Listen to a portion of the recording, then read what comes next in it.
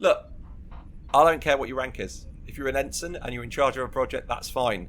All I ask is that you have a rank. He hasn't even. He's not even a cadet. No, he hasn't been to the academy. He's failed the exam to get into the academy. So why am I taking orders from somebody who might never get in? Did you know that his mum made that jumper? Really? It's not even a uniform. That doesn't surprise me in the least. But yeah, I don't care. Like, it's a planetary survey. Like, there are cadets on board this ship, actual cadets and actual ensigns who need this sort of training. We know that for a fact. They've got a Starfleet career. I'll happily do it for any one of them. I'm just not doing it for the son of the woman that the captain wants to fuck. Right?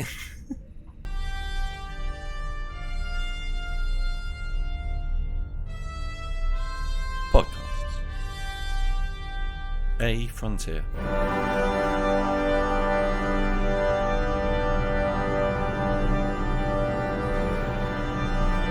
These are the voyages of the podcast Captain Slug. Its ongoing mission to explore strange new episodes, to seek out new jokes and new references, to split infinitives that no one has split before.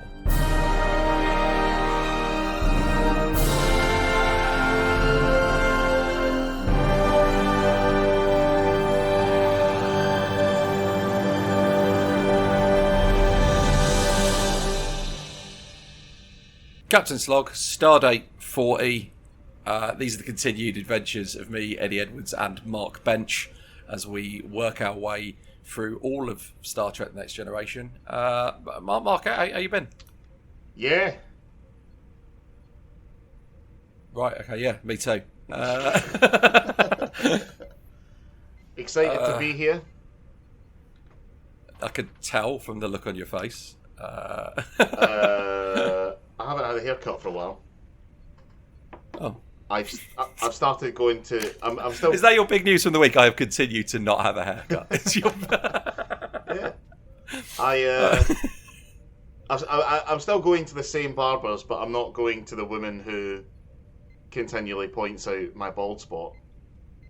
I'm going to the other guy that works in there, but it's really awkward because every time I go in there, I time it such where she is finishing someone's haircut and your man, whose name I'm really bad with names.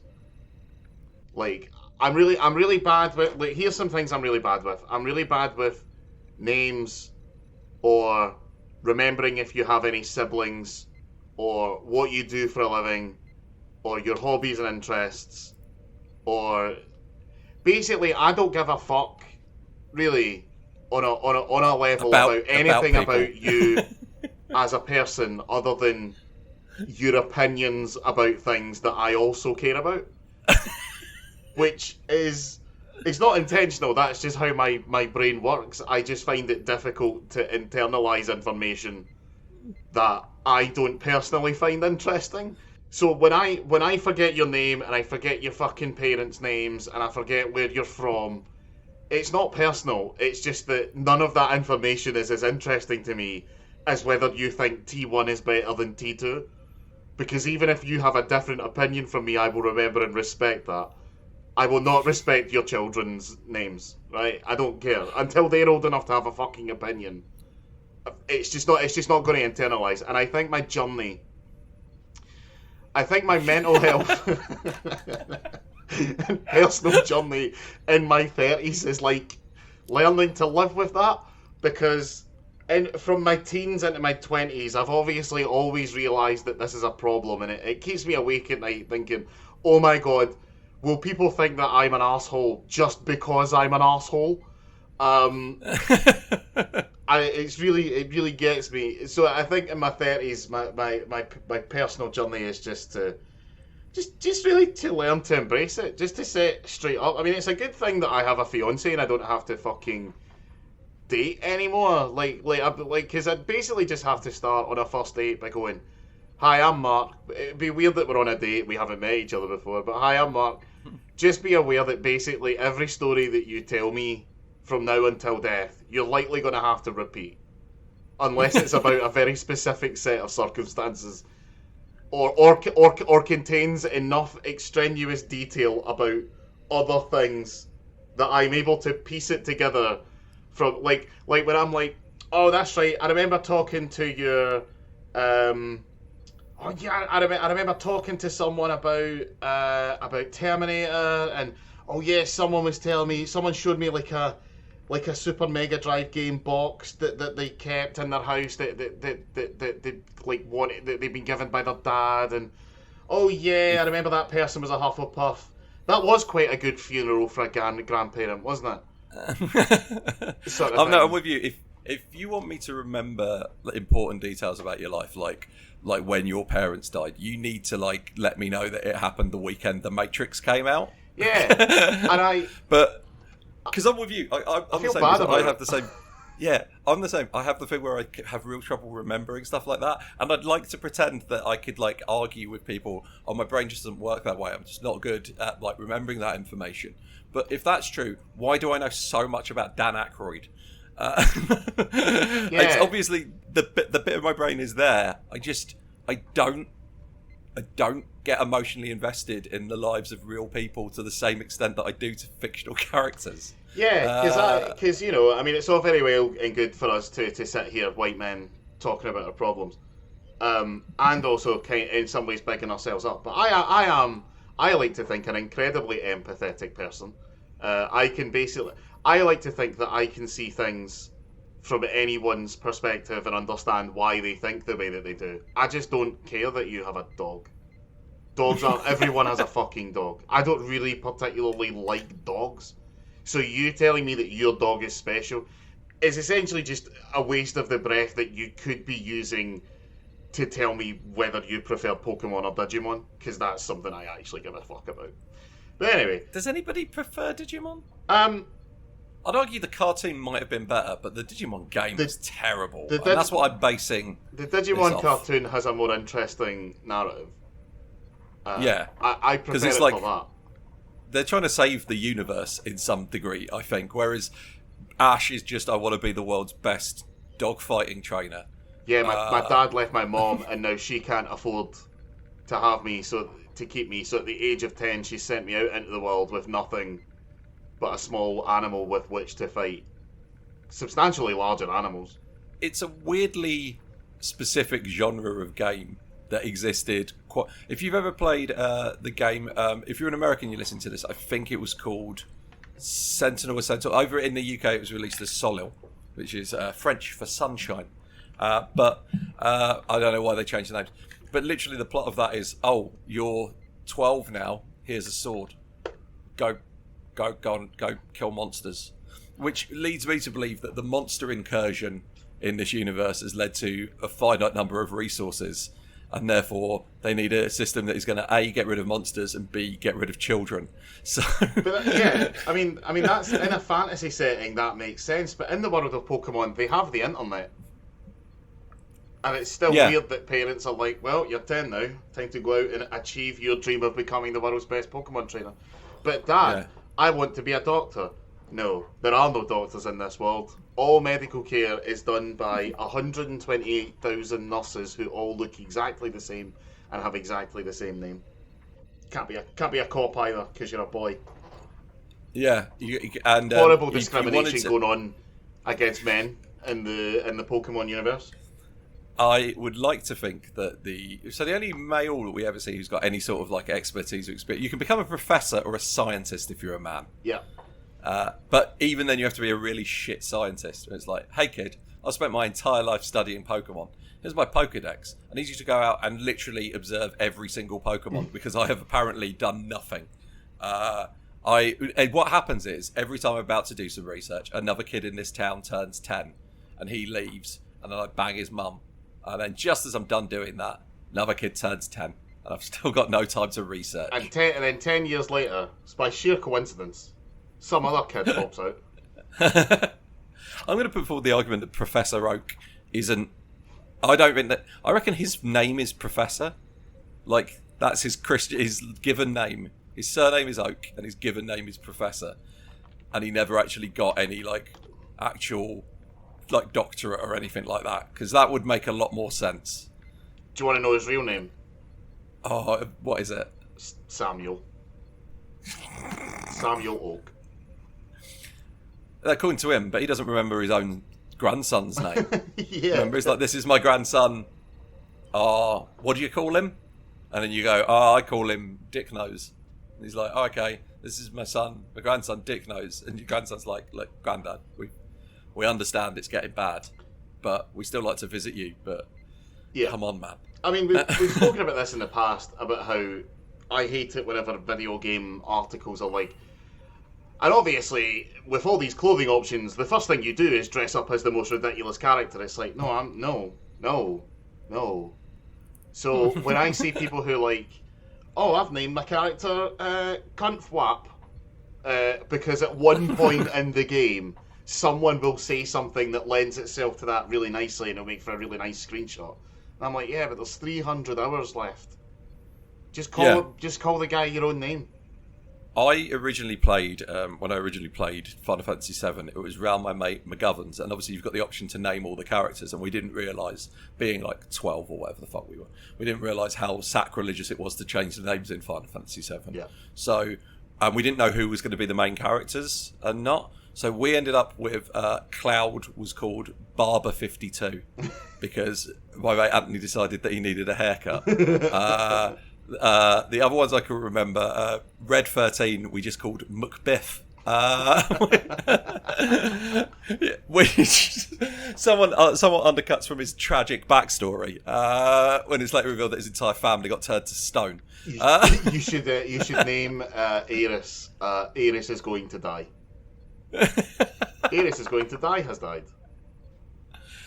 Did you play the remake of Final Fantasy VII? The one that like completely changes the storyline.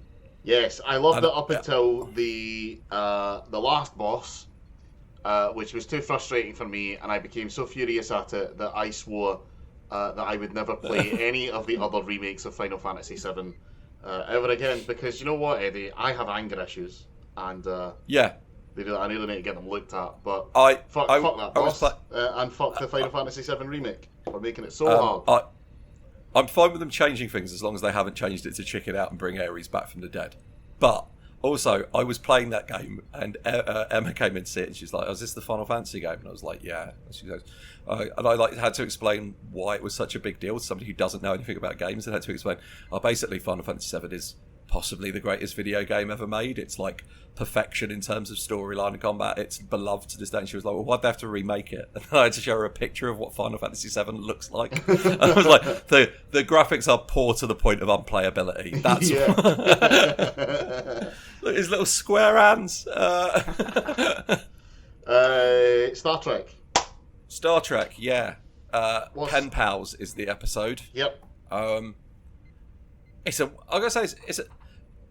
Nothing really happens in this episode until we're about halfway through. No. No. Picard rides a horse. And Deanna compares Starfleet to Allah in a move that wouldn't possibly annoy anyone. Data grooms a kid. Yeah. It's an ugly kid with freakishly long. I was going to say little finger, but I'm guessing long they would finger. call it the big finger. Yeah, exactly. Yeah. And it's fine. It certainly existed. Yeah, it's a great example of writing a show with an A plot and a B plot. Yeah. But then not realizing that maybe both of those, one of either your A plot or your B plot needs to start before the fucking intro. Yeah. Because all you get is like, oh, we've been in this system, these planets keep destabilizing. Oh, it's a bit red out there, and it's supposed to be like quite a dramatic moment because it had like a flourishing ecosystem. But I've never encountered this planet before. Like if you point out the window and go, oh, that was Vulcan, right? I'll give a fuck. Yeah. Like I know, but this is just like, it's just some random planet. This used to have plants on it, and now it doesn't. It's like, oh, I've seen. So did Mars. Yeah, so did like that fucking the park near me before the drought. It's like, yeah, I'm not. I'm not certain that that's. But yeah, so anyway, it turns out that's going on, and Data's been secretly communicating with a child. Yeah. Which he didn't feel the For need to tell 8 weeks? anybody about. 8 weeks. Yeah. And he didn't need to tell anyone about.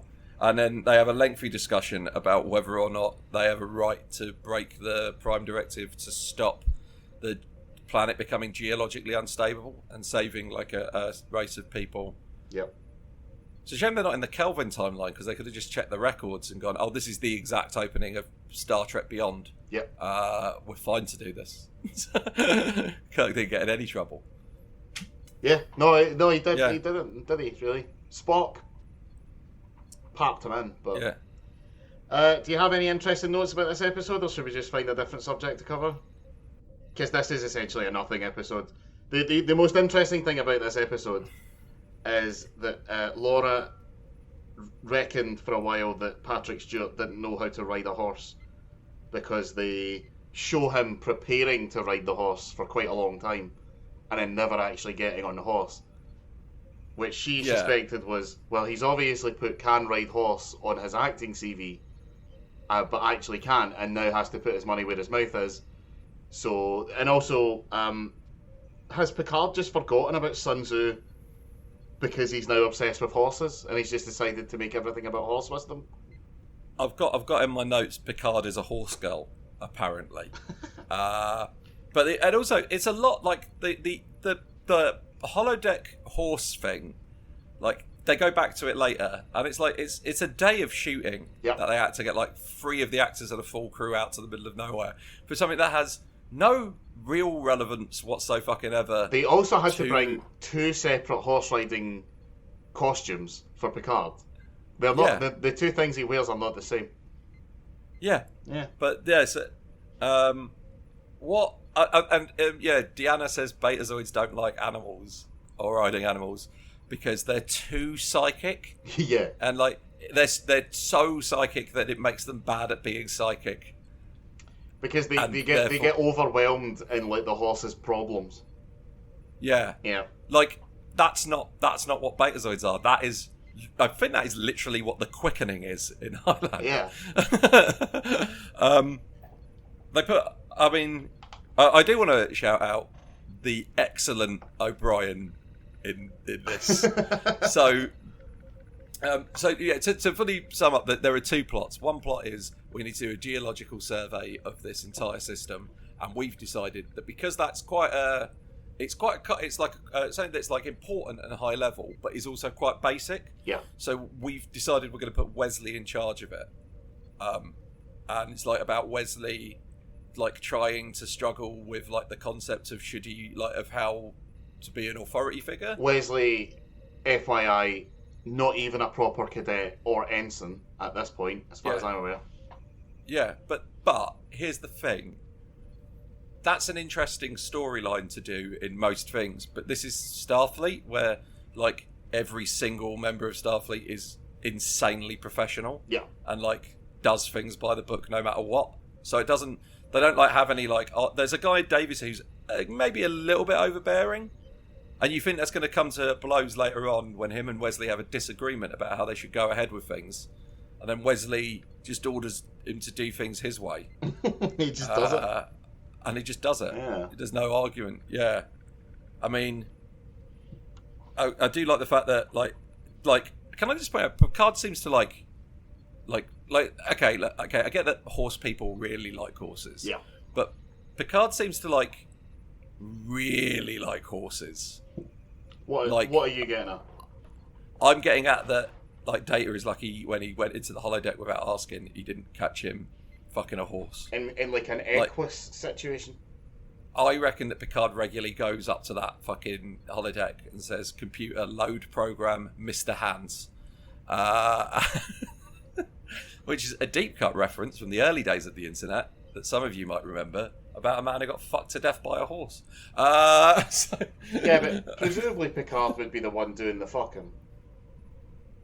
You don't know, maybe he wants to have a relax, let somebody else take the helm, so to speak. Do you think he has to smoke his relaxation light just before he goes in?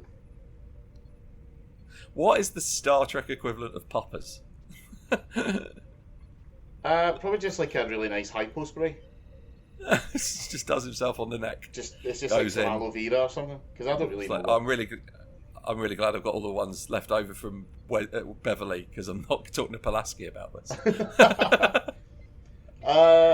Pulaski had some good things to say in this one. She called Worf made some a prescient coward. points. She called Worf a coward to his face. Like, right to his face while he's just standing there. When, like, Klingon on him, he's like, well, now I have to fight you. But no, yeah, she gets on the side of, like, so Data makes friends with a little child, and her entire civilization is going to die. Yeah. And then Picard eloquently defends the, like, Prime Directive. Yeah. Being like, well, if we're going to get involved for this, do we get involved for that or this or that? And then suddenly, and then just as Data's going to go cut off communications with the little girl, communication comes through, and she's now, like, begging for somebody to save her. Yeah. And then Picard's like, well, that is a different kettle of... We've specifically heard her asking for help now. I wonder, how often do they have a what's a chance that this planet is the next Hitler meeting? Because that's kind of what Picard is getting at, right? Like, Yeah. if we save them from a geological disaster, what's the difference between saving them from that and saving them from war? And then if you have wars that are ideologies, or if we save them from slavery, are we saving them from the, there's a lot of nuance. What if you arrive at a planet, you're Starfleet, but you don't have, like, the Prime Directive, and you get there, and there's a full-on Holocaust going on, right? Okay. And so you intervene, Right. and you stop that from happening. You take down the people who've got these people rounded up in the camps, okay? And then it turns out that on this one planet, the people doing the Holocaust were in the right. Like, it turns out that one group of people actually are fucking awful. Like, you go down and go, like, you get down, you've done everything, you go, oh, thank God we've done this, and, like, the people you freed are like, oh, thanks for freeing us, that's fantastic. Anyway, do you want to come? We've got a baby roasting over a fire we're going to eat. It's like, oh, well, that's awful that you've been driven to that by the conditions in these camps. It's like, oh, no, that's just a thing we do.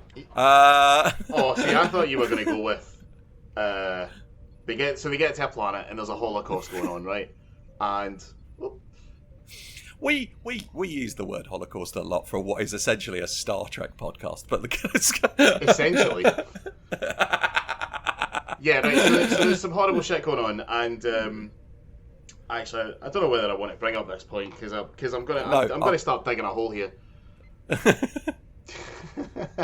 But what if there was an episode where Picard went to a planet where they were putting all the, like, political dissidents in camps, and it turned out that the reasons that they were doing it was basically for the exact same reasons, like, oh, well, they're in control of all the money, and really the media, if you really think about it, the media, like, it all just goes back to them.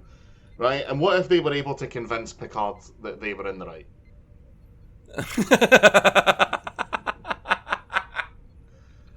It's like, oh, really? They control all of the finances on your planet. Look, here's a list of everyone who runs a major financial institution. You'll see all the names and similar. Yeah, because bears looking at, doesn't it? You brought something up the other night when we were talking, which is like it's a bit of a plot hole in time travel stories, which is that if you go back in time and can change the past, and time travel already existed, then that de facto proves that World War II is the least bad situation. Yeah. Yeah. Yeah. It's a horrible idea. It's a horrible, but whatever else we did would have turned out worse. Yeah. Yeah. That's troubling. So let's just assume time travel doesn't exist. Yeah. Because the other option is that in the future somebody with a time machine goes, if only we had done something about the Jews, right?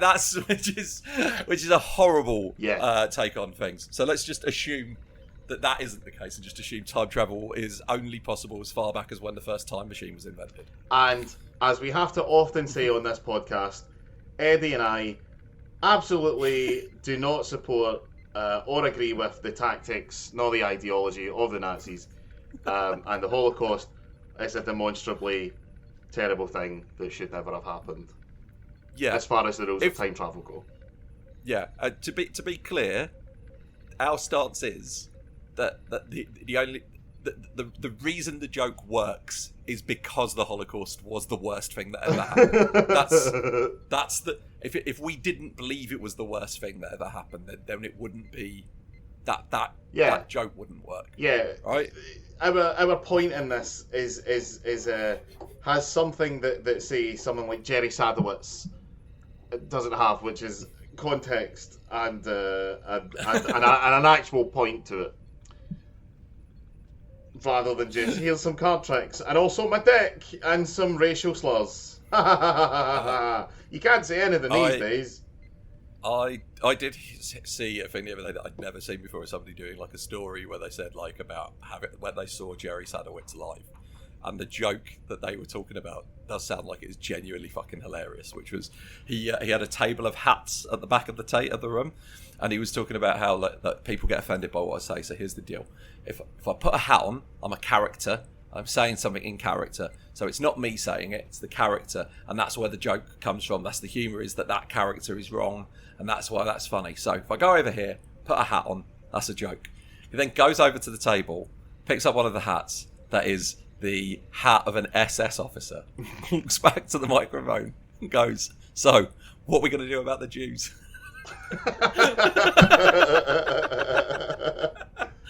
Now that is a genuinely good joke. Yeah, that is getting your dick out on stage, which was probably complained about by the actual employees of the venue rather than anyone who was in the audience. Yep. Because even people working in comedy clubs have the right to a dickless work day. Yeah. That's going to be my new thing at work. When people say like, "Oh, have a good day," I'm going to be like, "Have a dickless work day," because I think that's the bare minimum you can wish people in an office environment. But yeah, anyway, back to speaking of in an office environment, I want to discuss how amazing O'Brien is in his 4 or 5 lines of dialogue. Yep. O'Brien Watch. When they've decided they're going to beam Data down to the planet so that he can rescue this one little girl. So they go into they send Riker down because it's very much one of those that the 3 of us in this room have made this decision. There's no reason to get anyone else in. So he walks in and goes, "O'Brien, take a nap. You didn't see any of this." Yeah. And O'Brien walks away from the console, leans against the wall by the door. He goes, "Right, I'll just be over here falling asleep." Then they beam Data down to the planet, and then Riker has to go, and he turns around and goes, "O'Brien, do you know what's going on here?" He goes, "You know what you got to do here?" He goes, "Oh, I've just woken up, sir."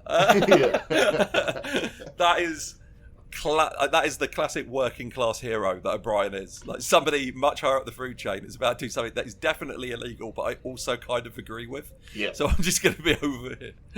It also O'Brien would brings with it the implication that this is far from the first time that Riker has had O'Brien take a nap, because he seems to know exactly what to do. Yeah. I don't think this is uncommon in Starfleet. I think usually it's Riker walking in with another Picard corpse. Did you notice Riker's sexy lady friend that he was having a date with in 10 Forward? What's going on there? Yeah. Is that allowed? That's not. Yeah, this is one of the issues that, like, how one of those great examples of how society has progressed beyond what was seen as progressive at the time, which is like that. I get you're on a ship together and stuff, but no, the second in command of the entire Enterprise shouldn't be banging literally anyone of the crew. Maybe a civilian. Yeah, but definitely not a uniform. Yeah, like although she was in blue, and as we know, scientists are the kinkiest. So, I don't know, man. Yeah, the scientists have got to check every kink to see if they like it. That's the scientific method. Do you think she made him dress up in that outfit from that lady planet that he went to in season 1?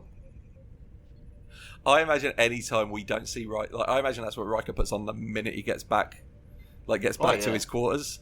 Oh yeah. That's not true. He's naked. He's fully naked, watching those fully women naked on the little hollow screen thing playing the harp. Yeah. Yeah. Look, all I'm saying is, just once in all of Star Trek, like maybe we could do it in Strange New Worlds. I don't need to see exactly what it is, but can I see someone sat on the like sofa in their living quarters with a control pad? Yeah. Like, because it's not like in the next decade or so we're going to go, oh no, turns out that entire art form was a waste of time. We're not doing video. Like, we still do opera, and nobody goes. Like, that's subsidised by like the government and stuff like that, which as an art form means it's not popular and a failure, which means it shouldn't exist. Yeah, but then that raises the question, like, the jump from interactive media, like playing on consoles, the jump from there to holodeck is so much. But then I guess in it, like, if you're just controlling things with your hands, you have the abilities. Like, because I guess being in the holodeck, you are limited to your own abilities. I don't know. I suppose you could have a double jump. Like, you jump and then you just try to jump again in the air, and the holodeck registers that and moves you up. Yeah, but it would be like that thing of I'd hate to be playing in the holodeck and like be like, oh, I'm like playing as Legolas in Lord of the Rings, but I'm limited to being as good with a bow as I am. Like, I want, like, I point the bow at the orc, I pull back, I let go, and the orc dies. Like, I want that in the. I don't want I it to think just you go. can turn it on easy mode. But yeah, I don't know. It's because like maybe Picard doesn't know how to ride a horse. Maybe he's like one of these horse girls that just really likes horses, but can't actually go anywhere near one. So he just programs a very easy to ride virtual horse. I don't know, man. I guess so, because it's like, well, yeah, because yeah. But the thing is, I could still see like if the holodeck existed, I could still see me wanting to. For example, right, video games now are 1,000,000 times better than they were when the NES came out. Yeah. But I still occasionally go back and play Mario Brothers. Yeah. Because it's a banging game. Like, and Pac-Man I still play. Like, people still play Pong every now and then. They did tell us that, what was it, television went out of fashion in the early 2030s. So we've got 5 more years of that or whatever. Well, we're past the golden age. We are that, yeah. Yeah, so that's done. I imagine what's going to happen is when the early stages of the revolution, it's going to turn out that when we actually hang Murdoch, he's got like a heartbeat monitor that's actually hooked up to all of the world's TV. And when he dies, all of the TV just switches off. What if, rather Which might than be a relief. all TV, all he does is erase from existence the first 10 seasons of The Simpsons? And any attempt that we make at telling our grandchildren that no, there were earlier, far superior episodes of The Simpsons, they're just not available anymore because we it's where we martyred a terrible man. It's where all of the memes come from. Yeah, that's why you never see Homer emerging from a hedge in any of the Simpsons episodes you've got access to. Have you? Yeah, exactly. They would think we just made them up for memes. They would think they were just badly drawn. Have you ever heard of the play Mr. Burns? No. It's by, I want to say it's by Anne Rice, but that's not true. It's by Anne someone. Anne Washburn, maybe? Anyway, the point of this play is that it's after the apocalypse, right? Something terrible has happened. There's been some kind of giant natural disaster. We're all living in caves. The world is tits up, right? And we start in the immediate aftermath of the event with people just trying to survive, and they're in a cave or under rubble situation. And the way that they pass the time is that they try to get as close as possible to what they can agree is the script of the Simpsons episode Cape Fear, the one where Sideshow Bob comes after the Simpsons on the houseboat. Okay, yeah. and then the story progresses. Spoiler. So basically what happens is that the new currency becomes being able to trade accurate versions of pop culture for all this media that has been lost. And we then start jumping forward, and in like 200 years' time, high art, the way that we now view opera, the people in that world view very well recreated episodes of The Simpsons performed on stage. That's like the highest form of art. And I really like it. I don't particularly enjoy the rest of her plays, but I really like that one. Actually, the Twilight Zone is very good as well. But to me, it kind of read as like the like how arbitrary like high art is, just based on its own prestige. But the way that they wrote it is really clever. So basically, she workshopped it by just locking 4 actors in a room and said, you have 2 hours. By the end of those 2 hours, I want you to have accurately remembered an entire episode of The Simpsons, whatever episode you choose. So obviously one of them had to be like, well, the one I think I remember most is Cape Fear because it has some of the best jokes. And then they just built Cape Fear from that. I can give you 2 straight minutes from everything with Homer being told that his name is Mr. Thompson. Yeah. Like that, I could probably have that entire scene. When I say hello, Mr. Thompson, and press down on your foot, I want you to say, you smile hello. and nod. You smile and nod. Hello, Mr. Thompson. I think he's talking to you. He's talking to you. Got it. You reminded me of one of my all-time favourite great movie scenes from a movie that's not great. Yeah. Which is, I assume you have seen the fucking... actually, no, fuck it. I'm going to stand by it. It's a great movie. Reign of Fire. Oh, Reign of Fire is a underrated. Yeah, one of the most underrated movies ever. If you haven't seen it, it's a post-apocalyptic, like wasteland style movie. But in this case, the apocalypse was dragons. Yeah. Right. Who were nesting under the London Underground. That's quite important for the first 3 minutes of the film, and then never really mentioned again. Yeah, and then is an important plot point that we call back to at the end of the movie, but not in a way that is significant enough for it to... Anyway, but there's a bit in that where there's 2 of the main characters. I think it's Gerard Butler and Christian Bale's characters are in a castle with a bunch of kids, and they're entertaining the kids by recreating a story that Christian Bale's character claims to have written. And it's a battle between a white knight and a black knight. And it's like you don't get what they're doing at first until Christian Bale's character, the White Knight, is knocked down, and the Black Knight says, "Join with me, and we will become more powerful than you can possibly imagine." Yeah. To which he replies, "Never. You killed my father." And you realise that they're just like in a world without like media. They're recreating Return Empire Strikes Back. Yeah. It's just like, which is that's fair enough. That's like I can probably remember enough of that movie fairly flawlessly to do a retelling of it, and also know that the kids would be, this is the best story I've ever fucking heard.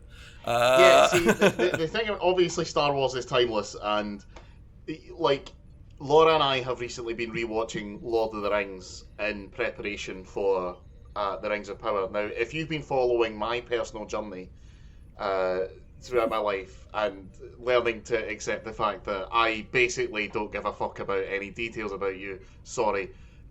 You will also remember that I hated Lord of the Rings, the movies. They're so boring and terrible, and I hate them, and I don't understand why anyone liked them. And then one time we decided, hey, just to get through this, just so that this isn't like a bugbear in a relationship, let's try watching the theatrical versions of the movies rather than the extended ones. And it turned out that was the problem, because the extended versions of Lord of the Rings are garbage films for toilet people. They completely sacrifice all good character development and editing, basically so that you can have things from the book that you might remember.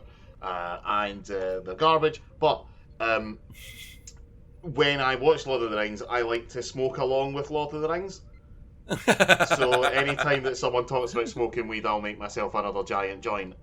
And the issue is that my commentary on Lord of the Rings after I'm stoned is always exactly the same, which is something famous will happen, and I will pause it, and I'll be like, do you think Peter Jackson knew that just having all of the characters walk between these two specific stones would become one of the most iconic images in the history of film, right? But the latest one that I've been doing, I've been switching it up a bit, right? Every now and again I'll pause it and I'll be like, do you think that Jolkin, we call him Jolkin in our house, Jolkin, Roken, Tolkien, right?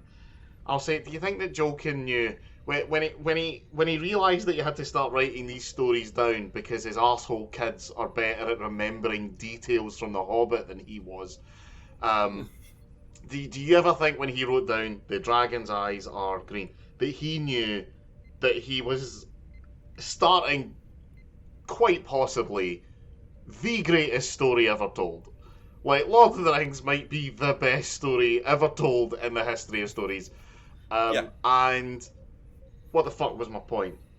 So Lord of the Rings and like Star Wars, like those will last, not only because you can translate them really into any setting, right?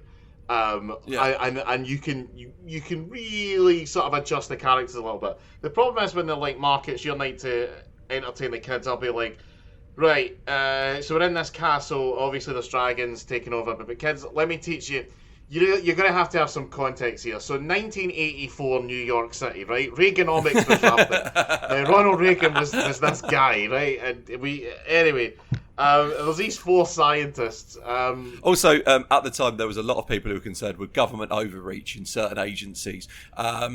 Specific, and the EPA is the Environment Protection Service. Now, there were no dragons. Well, there was one dragon at one point, but it was fine. Anyway, don't worry about it. Also, you have to remember that all the prices that I'm going to say, adjust them for inflation, right? So $5,000 would be closer to about, I don't know, like $20,000 today, right? Whatever. Also, money was a thing. Also, money existed. Yeah, exactly.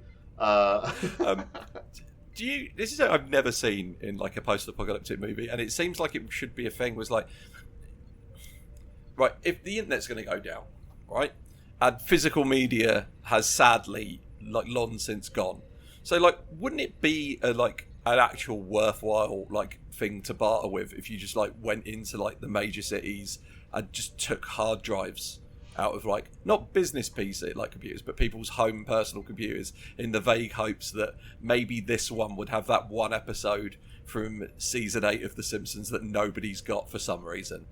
Isn't that kind of the plot of the film The Book of Eli? No, he just remembers the Bible. No, it's not that he remembers the Bible. It's that, one, he's blind, which I don't think you find out until the end of the film. And two, there's a machete fight whilst blind, doesn't he? He has. Well, yeah, a lot. More blind people would have complained about that, but most of them weren't able to see the film. So, all of them, in fact, weren't able quite to possibly. see them. But the. Yeah, because I guess the audio description would it be like, anyway, the blind guy fights this other dude with a machete. But it really gives it away. But he has an iPod that has the Bible on it, and he listens to it every night, and you never really get to hear... I can't remember. I've never actually seen the Book of Eli all the way through. I've watched the first 20 minutes up until Gary Oldman appears, and then I'm like, it's not going to get any better than this. So, but he barters, like, he goes around bartering for people to charge his iPod. Yeah, I think that would be a thing. I've started collecting physical media again because I'm getting a bit conspiratorial about them just deleting things forever. Well, it's not even conspiratorial. The like HBO Max just like completely. They didn't just take down a bunch of stuff. Like there's a cartoon show called Infinity Train. Yeah. And they not only took it off the service, they took the pilot off of YouTube. Yeah. They took all of the clips down. They have essentially erased any proof that they've cut any footage of it out of other commercials that you can find on YouTube.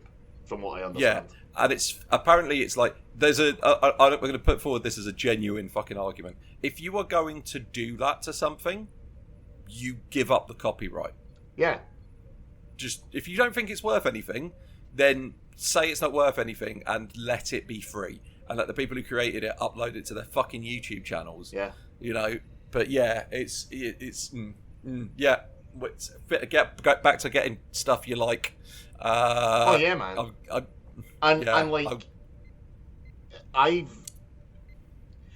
I think there would be a huge black market in things like 35mm film prints of things. Oh, because yeah, those are absolutely. untouchable. Like you can't they might, as long as you're keeping them, as long as they're in a warehouse in like a fairly climate stable place, like they'll last and last and last and last and last, right?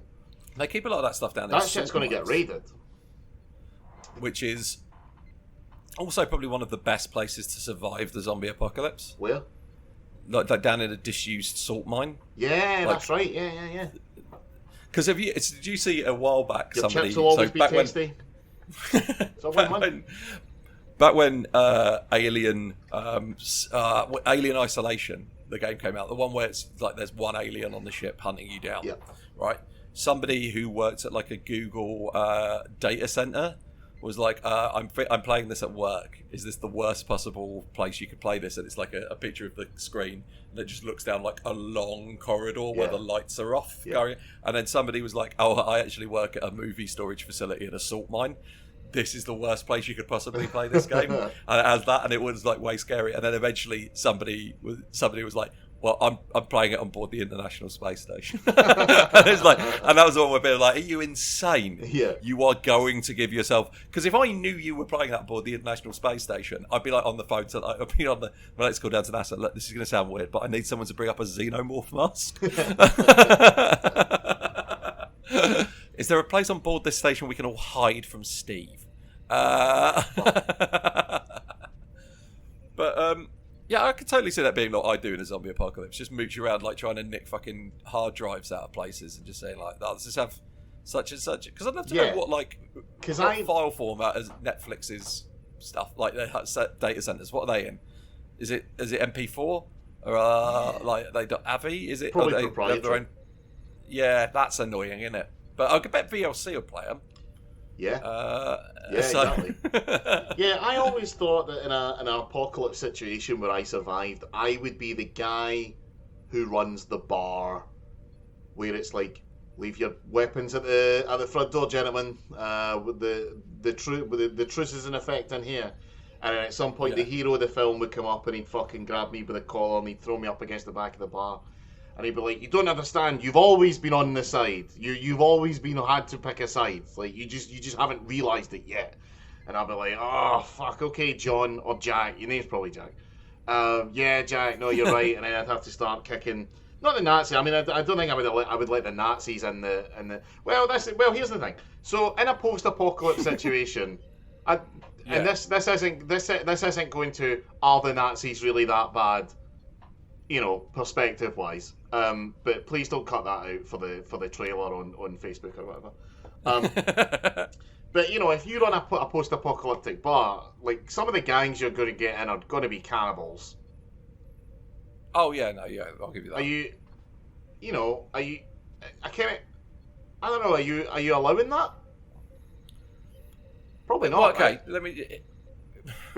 But at the same time, you also kind of don't really want to piss off the cannibals. Well, you don't want to piss off the cannibals, but you also don't want to just have, like, you don't want just to become a certain gang-affiliated bar, because then you just get them. Like, you do want it to be open to travellers, you do want it to be a place where gang leaders can come and parlay or whatever. You want to become a respected member of that community, essentially. Yeah, because you have 35mm film prints of Monsters Inc. or whatever. And part of protecting the original Pixar back catalogue is, unfortunately, you're just going to have to accept some light cannibalism. Agreed. But no, yeah, you're right. I think going around and getting media, like that's not a bad idea. Yeah, there's something in it. Yeah. There's like a concept for something. I'm not going to elaborate on it anymore because that's just sort of occurred to me. That's mine. Because I have dreamed for years of making a proper, like, I want to make a zombie movie that's not like one story. It's like an anthology, but it's all set in the same zombie time period. And I've got a bunch of little short stories that sort of fit together in that. Nah, don't do that. Fuck that. You make just make this one story the feature. Just someone going from town to town looking for media. because people would be interested in that. It'd be a new take on quite a dying. Yeah. Like, there's no new ideas in zombies anymore. Yeah, have that. No. Yeah, do that. Trademark Eddie Edwards and Mark O'Neill. Oh, the real name gets busted out now as a trademark situation. Right, I mean, look, this is nothing episode of Star Trek. Don't even bother. You get nothing from it. It doesn't add anything to your life to have seen it. You will. The only bit of this episode that's worth watching, you will already have seen just from searching Chief O'Brien's best bits on YouTube. Yeah. Like, I was kind of up for this episode. The opening credits ran, and then we had a conference meeting where everybody talked about Wesley, and I was like, oh, fuck. But yeah, like I say, no conflict really happens there. Yeah. He does very well with the job given to him, as you would. Yeah. I'm giving him a promotion. Good job, Wesley. He gets a promotion, and I will stop ignoring him in the corridors. That's what I'm promoting Wesley to. I will commit his name to memory. There you go. Yep. Well done. I'll remember whether he had a dog or not. And sometimes I'll ask him how his dog's getting on, even though I know that is just to fill time. I do not care. I was going to say, even though I know it's dead, and I'm just bringing it up to hurt him. It was a nice dog you had there once, wasn't it? Yeah. Shame what happened to it. But engineering's no place for a hound, Wes. You should have known that. Yep. Don't be having a dog in a room and Chief O'Brien doesn't have any more chips to bet on in poker. Because he'll just say that it's his. Because how are you going to prove that it isn't? Exactly. Yeah. Have you got a pain stick? No. You're on the floor complaining. That dog's exploded. Up the raw. When Data beams back onto the Enterprise with that little girl, O'Brien isn't very happy about it. But I think the main reason that he isn't keen on it is that she's orange.